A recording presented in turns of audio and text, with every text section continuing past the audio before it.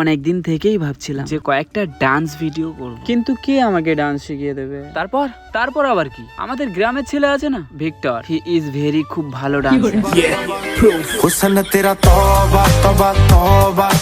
তারপর ম্যাডামও ভালো ডান্স করে, অনলি ফর মি, ফালতু মার্কা। আমি ডান্স করতেই পারি না, তবে ম্যাডাম কিছু শিখিয়ে দেয় আর কিছুটা ভিক্টরের কাছ থেকে শিখে নেবো। তোমরা হয়তো বলবে, ছি ডান্স করতে পারো না? আমি সত্যিই বলছি আমি ডান্স করতে পারি না, আর যেগুলো শিখেছি সেগুলো ম্যাডাম কিছু কিছু শিখিয়ে দেয় আমাকে। আর এটা ভিক্টর খুব ভালো ডান্স করে আর সাথে মজাও।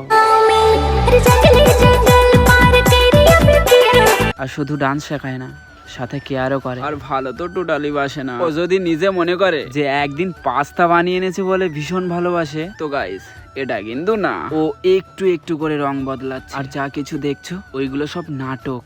যাকগে, বাকি মিথ্যা কথা পরে একদিন বলবো, না হলে ও আমারে পুরো, জানো তো কি, আমাকে মেরে পুরো কুচে দেবে।